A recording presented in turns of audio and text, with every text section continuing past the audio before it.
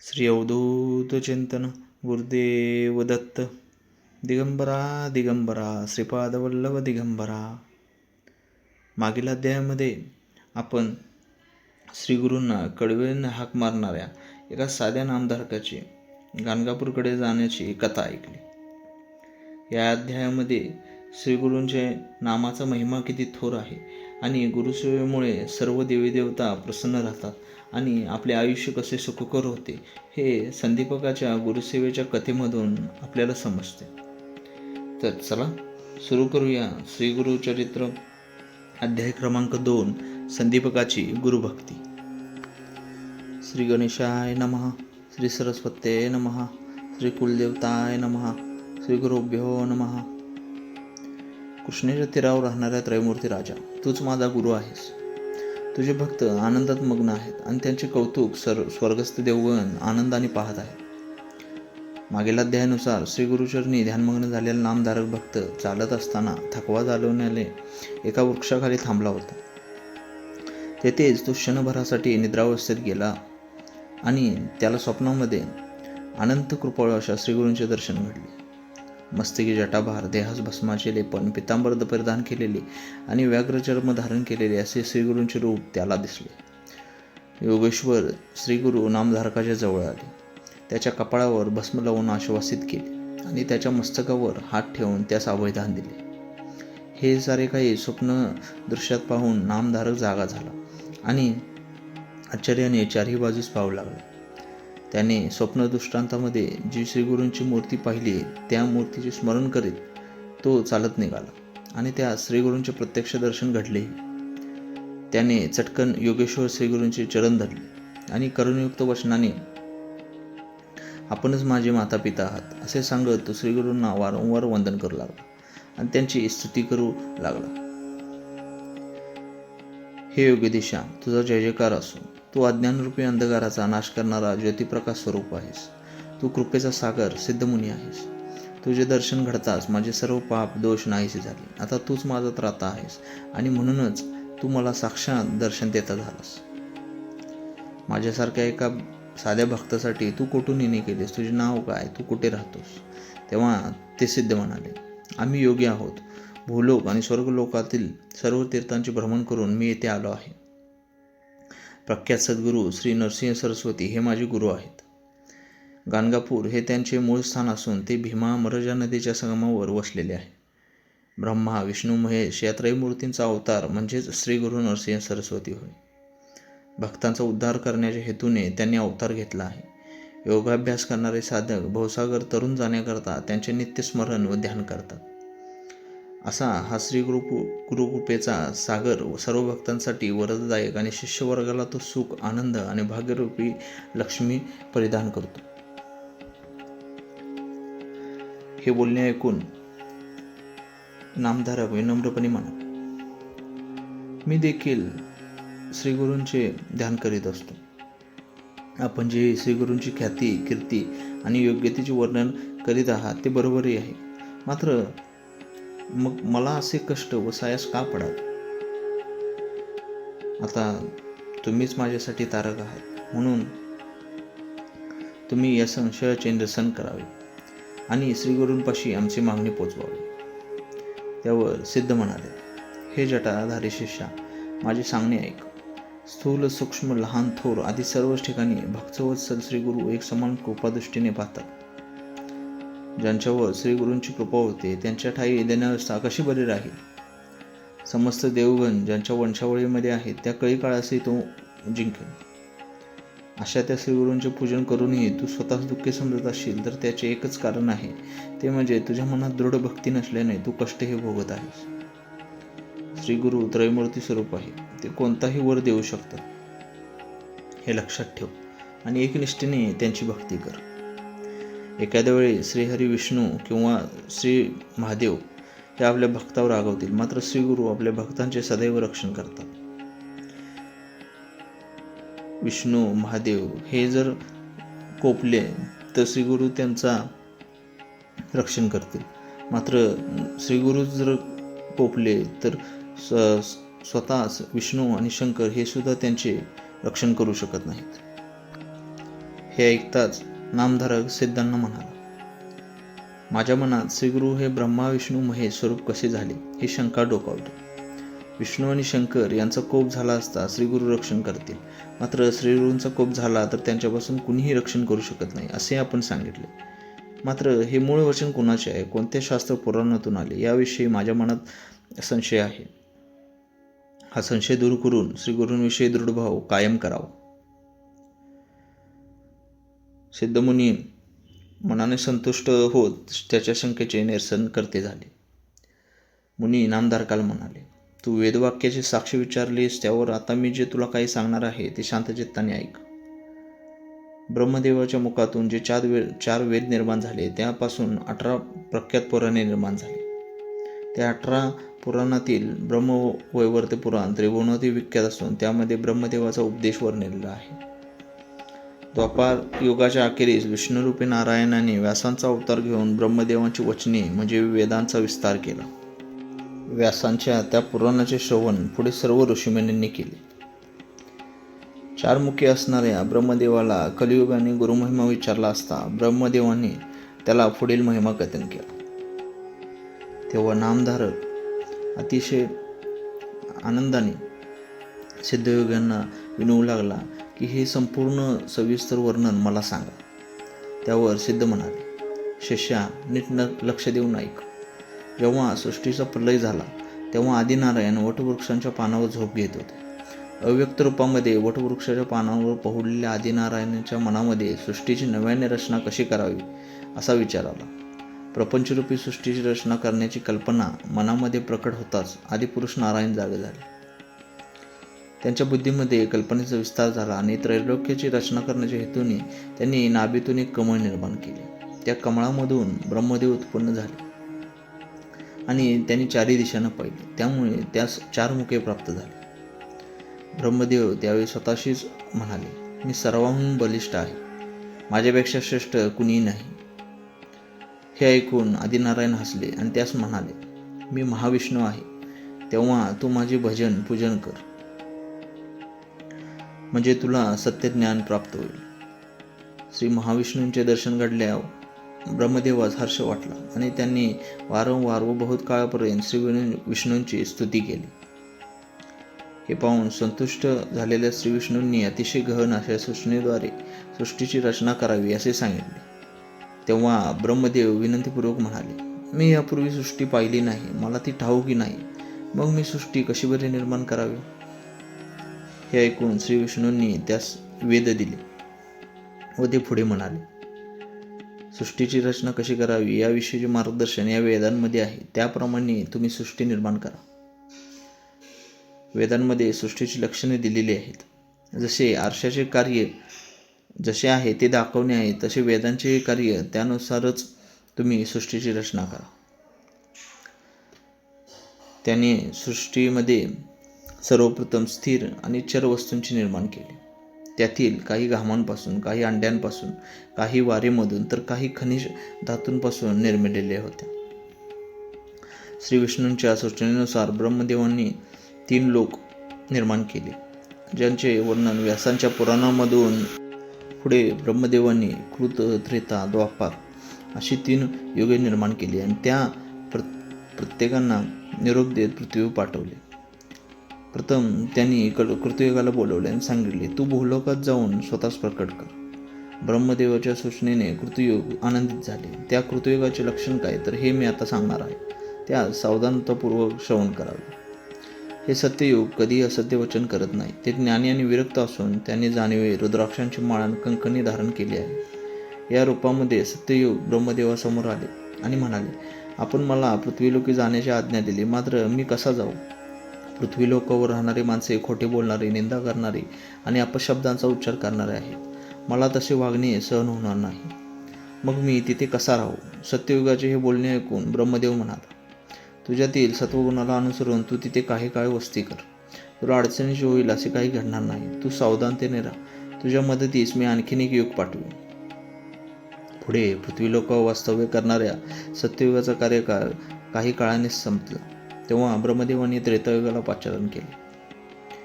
या त्रेतायुगाचा देह स्थूल आणि त्याच्या हाती यज्ञ सामग्री होती. त्यामुळे त्रेतायुगातील सर्व मंडळी यज्ञ करणारी होती. कर्ममार्गाच्या आचरणामध्ये ब्राह्मण वर्ग प्रवीण असेल आणि अन्य मंडळी धर्म व शास्त्र यांना अनुसरून वागतील. त्रेतायुगाने हाती संहिता व कुश धरलेला आहे. याप्रमाणे धर्माचे आचरण करणारे व धर्मप्रवर्तक असलेले त्रेतायुग आनंदाने पृथ्वीलोकी जाण्याकरता निघाले. ब्रह्मदेवांनी द्वापारयुगाला बोलवले आणि धाडले, पृथ्वीलोकी जाण्यास सांगितले. आता मी सांगत आहे ते द्वापारयुगाचे लक्षण सावधानतापूर्वक ऐका. द्वापारयुगाच्या हाती तलवार, धनुष्यबाण, खटवांग हे आयुध होती. ते उग्र तसेच शांतही होते आणि निष्ठुरही. त्याच्या ठायी पाप आणि पुण्य देखील एक समानच आहे. असे हे द्वापारयुग ब्रह्मदेवाचा निरोप घेऊन पृथ्वी तलावर अवतरले. त्याचा कार्यकाळ पूर्ण झाल्यावर ब्रह्मदेवांनी पुढे कलियुगाला पृथ्वी तलावर जाण्याची आज्ञा केली. या कलियुगाचे लक्षण होते ते म्हणजे कलियुगाचे तोंड हे पिशाच्यासारखे होते. विचारशून्य असलेले हे खालच्या दिशेने तोंड करून धडपडत चाललेले, जर्जर आणि विरक्तीशून्य होते. द्वेष आणि कलह यांना आपल्यासोबतच घेऊन आलेल्या कलियुगाने डाव्या हातात त्याचे लिंग धरले होते आणि उजव्या हातामध्ये आपल्या जिभेचे टोक धरून ते आनंदाने नाचत होते आणि अत्यंत दुष्ट बुद्धीने ते पाप पुण्यमिश्रित स्तुती करीत होते. त्याचे रूप पाहून ब्रह्मदेव गंभीरपणे हास्य करत म्हणाले, तू तुझे लिंग आणि जीभ हाती का धरली आहेस? त्यावर कलियुग म्हणाले, मी सर्व लोकांना जिंकेन, मात्र जे लिंग आणि जीभ यांचे रक्षण करतात त्यांच्यासमोर मला हात पत्करावे लागेल. याच कारणाने मी जिथे जाईन तेथे माझ्या स्वभावानुसार मी कुणालाही घाबरणार नाही. त्याचे ते बोलणे ऐकून ब्रह्मदेव कलियुगाला पृथ्वीलोकी जाऊन त्याचे गुण प्रकट करण्यास सांगितले. त्यावर कलियुग ब्रह्मदेवाला म्हणाले, आपण मला भूलोकावर पाठवण्याआधी मी माझे गुण सांगू इच्छितो. मी धर्माचा उच्छेद करेन. मी स्वच्छंदी आहे, मला आनंदी होत नाही. झोप आणि कलिह मला अतिशय प्रिय. दुसऱ्याचे द्रव्य चोरणारे, परस्त्रीशी रम्मान होणारे अशा दोन्ही स्वभावाची माणसे माझे बंधू आहेत आणि अन्यायाने वागणारे, पक्षपाती करणारे, मत्सरी, दांभिक असे सर्व माझे मित्र आहेत. बगळ्यासारखे ढोंगी संन्यासी मला प्राणप्रिय आहेत. जे आपले पोट भरावे याकरता दुसऱ्यांचा छळ करतात तेही मला प्राणप्रियच. जे कोणी पुण्यवान असतील ते सर्व माझे शत्रू आहेत. हे सर्व सांगितल्यावर ब्रह्मदेव म्हणाले, कली, तुझ्या युगात माणसाचे आयुष्य कमी म्हणजे अवघी 100 वर्षाचे असेल. पूर्वीच्या युगांमध्ये नित्यनेमाने तप आणि अनुष्ठान करणाऱ्या सर्वांना प्रदीर्घ आयुष्य लाभत आहे. मात्र कलियुगात तसे घडणार नाही. यांचे आयुष्य दीर्घ नसेल. ते तप, अनुष्ठान आदी कर्मे करून तात्काळ सद्गती प्राप्त करून घेते. जे ब्रह्मज्ञानी आहेत, जे ज्ञानी आणि पुण्यवान आहेत त्यांना तू सहाय्य कर, असेही ब्रह्मदेवाने कलियुगात सांगितले.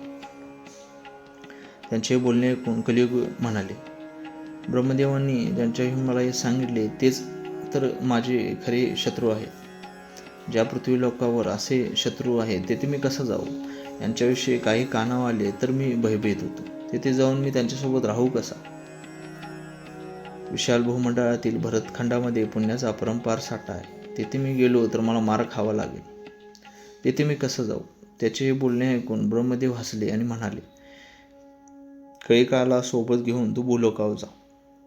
या कळीकाळाच्या अंगचे गुण असे आहेत की तो धर्मवासनेचा उच्छेद करेल.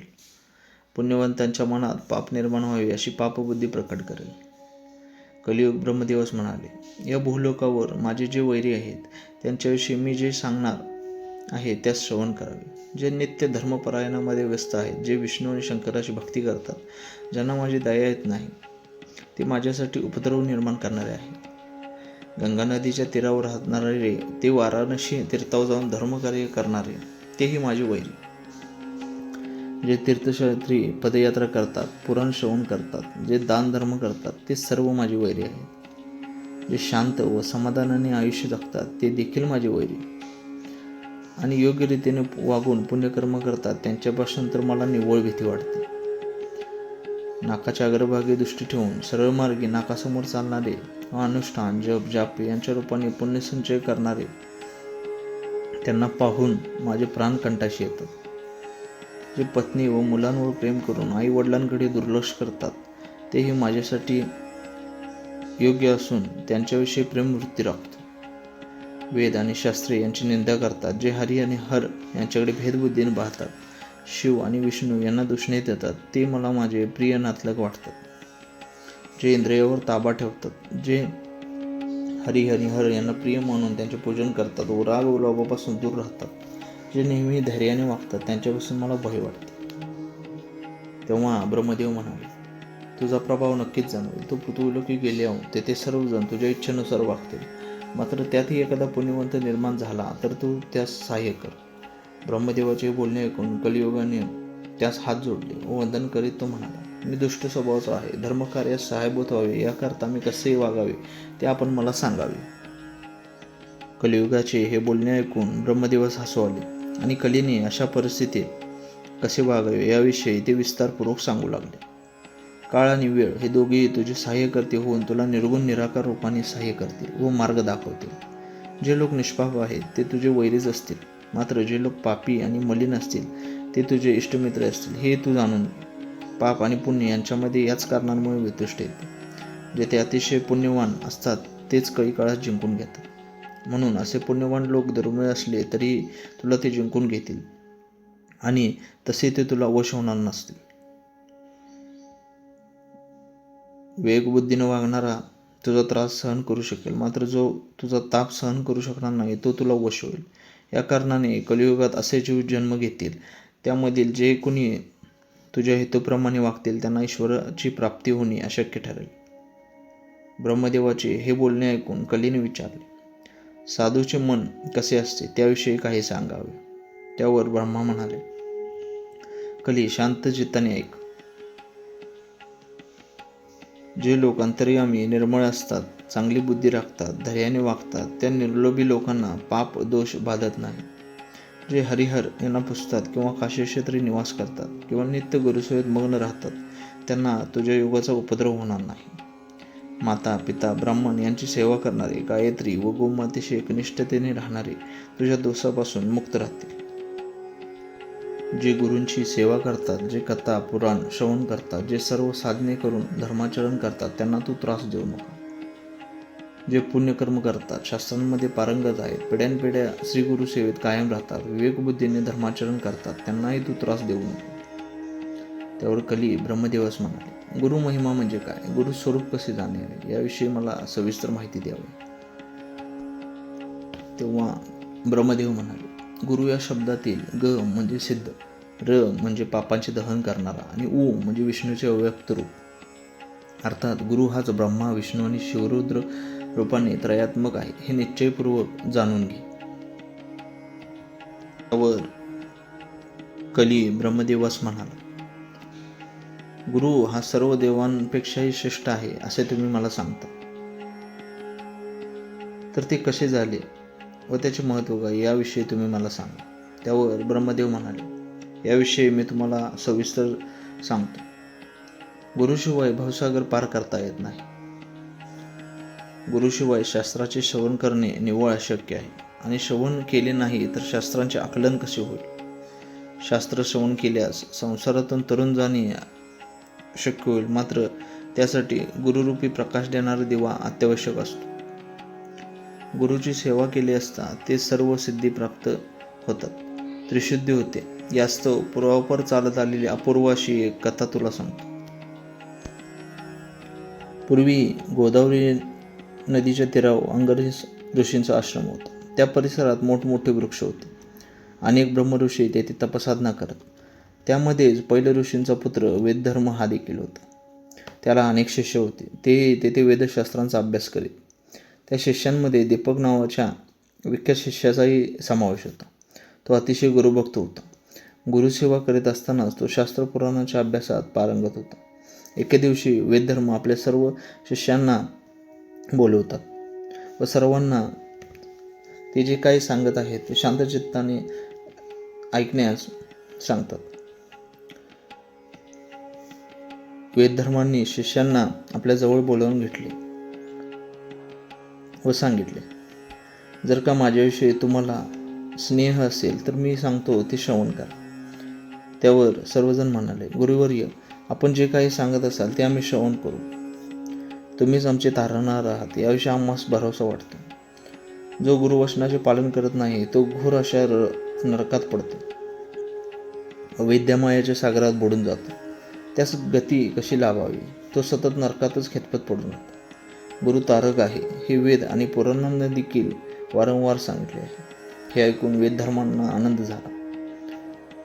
त्यांनी सर्वांना उद्देशून सांगितले, माझ्या पूर्वजन्मातील एक कर्म शिल्लक आहे. मी सहस्रावधी जन्मात अनेक महापापे केली आहेत. मी नित्य अनुष्ठान केल्याने त्यातील बरीचशीच पापे धुवून गेली. मात्र त्यातील जे काही शिल्लक उरले त्यास भोगून संपवण्याकरीत अन्य उपाय नाही. मी माझ्या तपसामर्थ्याच्या जोरावर त्या पापांची उपेक्षा केली तर ते माझ्या मोक्षप्राप्तीच्या प्रयत्नात आड येतील. म्हणून त्या घोर पापाचा निचरा मला करावा लागेल. स्वतःचे कर्म स्वतःच्या देहात भोगल्याशिवाय त्याचा निचरा होणार नाही हे मी जाणून त्यास भोगाव्यास तयार आहे. या पापातून मुक्तता होण्यासाठी जेथे गेल्याने सर्व पापे शीघ्र नाहीशी होतात तेथे वाराणसी येथे जाणे ठरवले आहे. तेव्हा तुम्ही मला वाराणसी येथे न्यावे. तेथे माझी पापे स्वदेहानेच भोगेन. मात्र त्यावेळी तुम्ही माझा सांभाळ करा. तुम्हा सर्व शिष्यांमध्ये माझा सांभाळ करण्यात जो समर्थ असेल त्याने हे काम आपल्यावर घ्यावे. तेव्हा सर्व शिष्यांमध्ये विवेकबुद्धीने वागणारा संदीपक नावाचा शिष्य होता. तो गुरूंना म्हणाला, पाप भोगता भोगता देहाचा नाश होईल तेव्हा दुःख भोगून स्वतःवर ओढवून घेऊ नये. त्याचा तातडीने प्रतिकार करावा. तेव्हा वेदधर्म म्हणाले, मनुष्याचे शरीर निरोगी आणि दृढ निश्चय असतानाच पापांचे शालन करावे, अन्यथा ते विषासमान पसरत जाते. तीर्थक्षेत्री जाऊन आपल्या देहाने प्रायचित्त घ्यावे. देहातच भोग भोगून पापापासून मुक्त झाल्याशिवाय मोक्ष प्राप्त होत नाही. देव, ऋषी, मानव कोणी असो, आपले पाप आपणच भोगल्याशिवाय त्यांचे शालन होत नाही. तेव्हा संदीपक वेदधर्मास म्हणाले, मला आज्ञा द्यावी, मी संपूर्ण शक्तीनिशी आपली सेवा करेन. तेव्हा निसंकोचपणे सांगावे. संदीपकाचे बोलणे ऐकून वेदधर्म म्हणाले, पापाच्या योगामुळे मी कुष्ठरोगामुळे अंग झडलेला, आंधळा व पांगळा होईन. मला 21 वर्ष सांभाळावे लागेल. याविषयीचा तुझा निर्धार जर का पक्का असेल तरच माझा सांभाळ करण्याचे काम तू स्वीकारावे. त्यावर संदीपक म्हणाला, गुरुवर्य, मी 21 वर्ष कुष्ठी होईन, आंधळ होईन. तुमचे भोग मोठ्या आनंदाने भोगून मी तुमच्या पापांचा निचरा करेन. तुमच्या समस्त पापांचा निचरा मी नक्कीच करेन. असे म्हणून संदीपक श्री गुरुचरणी वंदन करता झाला. शिष्याचे बोलणे ऐकून वेदधर्ममुनी संतोष पावले. त्यांनी संदीपक शिष्याला पापाचे लक्षण नीट सांगितले. आपले पाप आपल्यालाच भोगावे लागतात. आपल्या पुत्रास अगर शिष्यास ते सुपूर्द करता येत नाही. स्वदेहाने भोगल्याशिवाय ते नष्टी होत नाही. मी माझ्या पापाचा दुःख भोग माझ्या देहानेच भोगेन. मात्र संदीपका, तू 21 वर्ष माझ्या देहाचा सांभाळ कर. ज्यांना रोगाची पीडा असते त्यांचा सांभाळ करणाऱ्यास त्या रोगापेक्षाही जास्त कष्ट होतात. हे संदीपका, या कारणाने माझ्यापेक्षा तुला अधिक कष्ट होतील हे लक्षात घे. म्हणून मी स्वदेहानेच कष्ट भोगेन. तू केवळ मला काशी येथे घेऊन चल आणि तेथे गेल्यावर माझा सांभाळ कर. मी काशी येथे जाऊन पापरहित होईन आणि संदीपका, मी त्यामुळे शाश्वत पदासी पोचेन. त्यावर संदीपक म्हणाला, मी तुम्हाला काशी येथे नेईन. तेथे 21 वर्ष सांभाळेन. आपण मला साक्षात काशी विश्वेश्वरा समान. एवढे सांगून ब्रह्मदेव कलियुगाला म्हणाले. वेदधर्माचा तो संदीपक शिष्य हा उत्तम होता. गुरुला कुष्ठपीडा होताच त्याने त्यास काशी क्षेत्री नेले. काशी येथे मणिकर्णिकेच्या उत्तरेस कळंबेश्वर तीर्थापाशी त्या गुरु शिष्यांनी वास्तव्य करण्याचे ठरवले. मणिकर्णिका तीर्थामध्ये स्नान करून ते दोघे विश्वनाथाची पूजा करीत असत आणि गुरु तेथे त्यांचे प्रारब्ध भोगीत असत. वेदधर्म यांच्या सर्वांगावर कुष्ठ ग्रासले, त्यांची दृष्टी गेली. हे पाहून संदीपकाला फार दुःख झाले. तो भक्तिभावाने त्यांची सेवा करीत राहिला. गुरूंच्या ठाई साक्षात काशी विश्वनाथ आहेत हे समजून संदीपक नित्य भिक्षा मागून त्यांना आणून देत असे आणि एकनिष्ठेने त्यांची सेवा करत असे. ज्यांना रोग व्याधीने ग्रासलेले आहे ते लोक एरवी साधू असले तरीही क्रूर व तापड होतात. वेदधर्मही त्याचप्रमाणे व्याधीग्रस्त झाल्यामुळे क्रूर झाले होते. एकदा संदीपकाने भिक्षा आणली असता ही भिक्षा कमी आहे असे सांगून ती त्यांनी न स्वीकारता जमिनीवर सांडली. दुसऱ्या दिवशी शिष्याने बरेचसे भिक्षा आणली. तेव्हा त्यांनी त्याला पक्वान्नी का आणले नाहीस असे विचारून खूप रागावले. विविध प्रकारच्या भाज्या आणून द्याव्यास असेही सांगू लागले. शिष्याने सर्व पदार्थ आणले तेव्हा गुरुने ते पदार्थ वाया घालवले आणि शिवाय तो संदीपक शिष्यास शिव्याही देता झाला. एके दिवशी गुरु शिष्याला म्हणायचे, तू ज्ञानी आहेस, तू सर्व शिष्यांमध्ये सर्वश्रेष्ठ आहेस, तू माझ्याकरता किती कष्ट घेतोस. तर कधी ते म्हणत, अरे तू क्रूर पापी माणसा, मला का त्रास देतोस. तू माझे मूत्र विष्ठा मांस पू वारंवार धुतले पाहिजेस, तर तू तसे का करत नाहीस. मला माश्या ढसतात, तू त्याचे निवारण केले पाहिजेस, मात्र तसे तू करत नाहीस. संदीपक सेवा करू लागला की तू भिक्षा मागाव्यास का गेला नाहीस, आणि भिक्षा मागाव्यास गेला की तू इथे का थांबला नाहीस, असे ते सारखे करायचे. पापाचा प्रभाव असा दृढ आहे की जो वाईट साईट बोलतो, अपशब्द उच्चारतो. जेथे पाप असते तेथे दैन्य व मत्सरी असते. ज्याला शुभ अशुभ यांच्याविषयी काहीच वाटत नाही तो पापीच जाणावा. एखाद्या दैन्याला दुःख प्राप्त होते, त्याला अपस्मार होतो, हा देखील पापभोग आहे हे जाणावे. अन्य सर्व रोग हे कुष्ठरोगाचा 16वा अंश ठरावेत इतके सौम्य आहेत. अशा प्रकारे वेदधर्म त्याच्या रोगाचे क्लेश भोगीत होता. गुरूंचे हे गुणदोष संदीपक फारसे मनावही घेत नसे. गुरुला ईश्वरस्वरूप मानून त्यांची एकाग्र चित्ताने सेवा करत असे. गुरु जे अन्न मागत असत ते तो गुरूंना आणून देत असत. संदीपक गुरूंना शिव आणि विष्णू स्वरूप मानत असे. काशीसारख्या तीर्थक्षेत्री राहून संदीपक कधी तीर्थक्षेत्रास गेला नाही. गुरुसेवा सोडून त्याला अन्य कोणत्याही तीर्थयात्रा रुचत नसे. त्याचे हे वागणे आवडल्याने साक्षात श्री शंकर त्याच्यावर प्रसन्न झाले व म्हणाले, वर माग. त्यावर संदीपक श्री शंकरास म्हणाला, हे मृत्युंजया, मी माझ्या गुरूंना सांगितल्याशिवाय आणि विचारल्याशिवाय वरदान घेऊ शकत नाही. असे सांगून संदीपक गुरूंपाशी गेला आणि विनम्रपणे म्हणाला, आपणांवर प्रसन्न होऊन विश्वनाथ स्वतः साक्षात येथे आले आहेत. जर का आपली आज्ञा झाली तर आपली व्याधी बरी व्हावी असा वर त्यांच्यापाशी मागेन. शिवाकडून वर प्राप्त झाला तर आपणास बरे वाटेल. त्याचे बोलणे ऐकून वेदधर्म संतप्त झाले. नको, माझ्या व्याधीचे कारणाने परमेश्वरास त्रास देऊ नकोस. पाप भोगल्याशिवाय त्याचा निचरा होत नाही आणि ते दुसऱ्या जन्मापर्यंत साचून राहते, हे शास्त्रवचन आहे. ज्याला मोक्षाची अपेक्षा असेल त्याने पापाचे शालन करावे. तरीही पाप जर शिल्लक राहिले तर ते मोक्षप्राप्तीसाठी अडथळा ठरते. अशा प्रकारे गुरुने शिष्यास बोध केला. तेव्हा त्यांचा निरोप घेऊन संदीपक श्री शंकराकडे गेला आणि त्यास म्हणाला, मला वर नको. गुरूंची तशी इच्छा नाही, मग मी वर कसा मागू. हे ऐकून श्री शंकर विस्मयचकित झाले आणि स्वर्गक्षेत्री जाऊन सर्व देवतांना बोलावून समक्ष हा वृत्तांत सांगितला. हे ऐकताच श्री विष्णू म्हणाले की तुम्ही हे गुरु शिष्य कोठे राहतात ते मला सांगावे. त्यावेळी विष्णू त्या गुरुशिष्यास पाहण्याकरता काशी क्षेत्री गेले आणि तिथे गुरुभक्तीचा आविष्कार पाहिला. शिवशंकरांनी त्यास जे सांगितले त्यापेक्षा जास्त भक्ती तेथे आढळून आली. त्यामुळे विष्णू समाधान पावले, संतुष्ट झाले आणि म्हणाले, हे संदीपका, मी तुझ्या भक्तीने संतुष्ट झालो, तेव्हा तू वर माग. संदीपक म्हणाले, हे देवा, असे कोणते कार्य आणि भक्ती पाहून तुम्ही मला वर देतात. लक्ष कोटी वर्ष अरण्यात राहून साधक तपश्चर्या करतात, त्यांच्याविषयी तुम्ही उदास असता. त्यांना तुम्ही वर देत नाही. मी तुमची भक्ती करत नाही, तुमचे नामस्मरण करत नाही. उगाचच बलपूर्वक मला वर देण्याविषयी तुम्ही का विचारता. हे ऐकून महाविष्णू प्रसन्न झाले आणि त्यास विस्तारपूर्वक सांगू लागले, तुझी अपरंपार गुरुभक्ती पाहून मी प्रसन्न झालो. तुझी गुरुभक्ती माझ्यापर्यंत पोचली. जो मनुष्य गुरुभक्त असेल तो मला प्राणासमान आहे, त्याला मी वश होईल. तो जे मागेल त्यास मी ते देईन. जे मातापित्यांची सेवा करतात, जी स्त्री पतीची सेवा करते, त्यांच्या त्या सेवा मलाच प्राप्त होतात. सज्जन ब्राह्मण, यती, योगेश्वर, तपस्वी यांना जे भक्तिभावपूर्वक नमन करतात तो नमस्कारही मलाच प्राप्त होतो. हे ऐकून संदीपक विष्णूपाशी विनंतीपूर्वक विनवणी करत म्हणाले, विष्णुदेवा, एक माझ्या मनाचा निश्चय असा आहे की मला वेद, शास्त्र, मीमांसा यांची प्राप्ती करून देणारे गुरुज आहेत. समस्त ज्ञान गुरुकडूनच प्राप्त होते. ब्रह्मा, विष्णू, महेश या त्रयीसुद्धा गुरुमुळेच आमचे अधीन आहेत. त्यामुळे आमच्यासाठी देव म्हणजे अन्य कुणीही नसून गुरुच आहेत. गुरु हेच समग्र देव, गुरु हेच समग्र तीर्थे, गुरु हेच अंतिम सत्य आहे.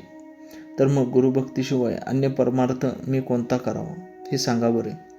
समस्त योगी आणि सिद्ध यांना गुरु वाचून अन्यत्र कुठेही ज्ञान मिळत नाही. आणि जेव्हा ज्ञान प्राप्त होते तेव्हा परमेश्वर आपल्यापासून आणखी कितीचा दूर राहतो. जो वर आपण मला द्याल तोच वर मला गुरुकडूनही प्राप्त होईल. त्यात निराळे ते काय असेल. म्हणूनच मी गुरुभक्ती करतो. हे बोलणे ऐकून विष्णू संतुष्ट झाले आणि म्हणाले, धन्य झालो. तू माझा प्राण आहेस. तू शिष्यांमधला शिरोमणी आहेस. तू मला बालका समान आहेस. तेव्हा तू कोणताही वर माग, मी त्याची पूर्तता करेन. तुझ्यापाशी श्री शंकर आले असता तेव्हा मग मी देखील तुला वर देण्याकरता आलो आहे. मी मनापासून संतुष्ट झालो. तुझ्या मनात असेल ते मग. त्यावर संदीपक म्हणाला, असे काहीतरी करा जेणेकरून माझ्या मनामध्ये अधिकाधिक गुरुभक्ती दृढ होईल. मला वर रूपाने अधिक ज्ञान प्राप्त होऊ दे.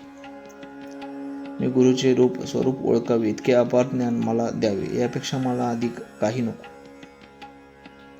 त्यावर विष्णूंनी संदीपकास वर प्रदान करीत प्रसन्न झाले व म्हणाले, हे संदीपका, तू माझा प्राणसखा आहेस. तू गुरुला जाणलेस. तुला गुरुच्या ठिकाणी परब्रह्माचा साक्षात्कार झाला. यापेक्षा तुला माझ्यापासून अधिक काही माहिती हवी असल्यास मी नक्कीच सांगेन.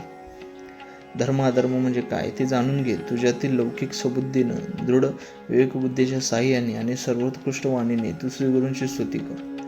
तू जेव्हा जेव्हा श्रीगुरूंची स्तुती करशील तेव्हा ती आमची स्तुती असेल हे जाणून मी संतुष्ट होईल. जे लोक वेदांचे पठण करतात त्यांचे भक्तिभावाने केलेले पठण हे माझ्यापर्यंत पोचते. गुरु हेच ब्रह्म आहेत हा सिद्धांत वेदाने मांडला. या कारणाने तू गुरुभक्तीत नित्य मग्न राहिलास तर सर्व देवदेवता तुला वश होतील. गुरु ही दोन अक्षरे अमृता समान आहेत. त्यात जर का तू मग्न होऊन राहिलास तर तू नक्कीच सर्वज्ञानी होशील. जो अंतःकरणापूर्वक गुरूंचे नामस्मरण करतो तो तिन्ही लोकांस प्रिय ठरतो. जो नित्य सगुण रूपात गुरुकृपा अमृताचे सेवन करतो तो शिष्य अमृतत्व प्राप्त करतो. असा हा वर विष्णूंनी संदीपकाला दिल्यावर संदीपक गुरूंपाशी गेला. तेव्हा त्यास गुरूंनी सांगितले, हे शिष्योत्तमा, कुलदीपका, वैकुंठनायक श्री विष्णूने तुला कोणता वर दिला ते मला सत्वर सांग, म्हणजे माझे मन स्थिर आणि शांत होईल. त्यावर संदीपक म्हणाला, मला ऋषिकेशाने वरदेव केला तेव्हा मी त्याच्यापाशी गुरुभक्ती दृढ व्हावी असे वचन मागितले. तेव्हा माझी गुरुभक्ती अंतःकरणपूर्वक दृढ राहील असा वर त्यांनी मला दिला. हे ऐकून गुरु संतुष्ट झाले आणि संदीपकाला म्हणाले, तू दीर्घायुष्य होऊन काशी क्षेत्री निवास करशील. तसेच विश्वनाथ तुझे स्वाधीन राहतील. तुला वाचासिद्धी प्राप्त होईल आणि तुझ्या सदनी नवनिधी नित्य नांदतील. जो कोणी तुझे स्मरण करतील त्यांचे कष्ट दूर होऊन तसेच ते श्रीमंत होऊन सुखाने नांदतील. याप्रमाणे वेदधर्म शिष्य संदीपकावर प्रसन्न झाले आणि त्याच क्षणी त्यांच्या कुष्ठी शरीरात दिव्य अशा किरणे झाडावरती उठली. केवळ शिष्याची पारख करण्यासाठी, त्याची भक्ती बांधण्यासाठी गुरु वेदधर्म लीला मात्र करून कुष्ठी झाली. मात्र ती मूलतः तपस्वी होती. त्यामुळे त्यांच्या ठायी पापशेष राहणे निव्वळ असंभव होते. केवळ लोकानुग्रहाचे कार्य करण्यासाठी ते ज्या काशीक्षेत्री गेले होते त्या काशीक्षेत्राचे महात्म्य असे आहे की तिथे गेल्यास सहस्त्रजन्माचे पाप दूर होते. त्याच काशीक्षेत्री धर्मपरायण आणि अधर्मी मंडळी राहतात, मात्र त्यांनाही पुनर्जन्म नाही. या प्रकारे ब्रह्मदेवाने कलियुगाला संदीपक नावाच्या परमशिष्याची कथा सांगितली. अशा तऱ्हेने ही कथा सांगून सिद्धमुनी नामधारकास म्हणाले, हे नामधारका, ज्याचे मन दृढ असेल, गुरुभक्ती दृढ असेल त्यालाच हा भवसागर पार करणे शक्य होईल. जेथे महात्म्यांची भक्ती दृढ असते तेथे श्री शंकर प्रकट होतात. ज्यांच्या ठायी कायी वाचा मनाने दृढ भक्ती करण्याची क्षमता असेल त्याच्या भक्तीने परमेश्वर प्रसन्न होतो. अशा रीतीने श्री गुरुचरित्रामृत ग्रंथातील परमकल्पतरू गतांमधील श्री नरसिंह सरस्वती उपाख्यानाच्या अनुषंगाने सिद्ध व नामधारक यांच्या संवादामधून घडणारा शिष्य संदीपक आख्यान हा दुसरा अध्याय पूर्णत्वास आला आहे. हा अध्याय श्री गुरु दत्तात्रयांच्या चरणी अर्पण करीत आहे. श्री गुरुदेव दत्त.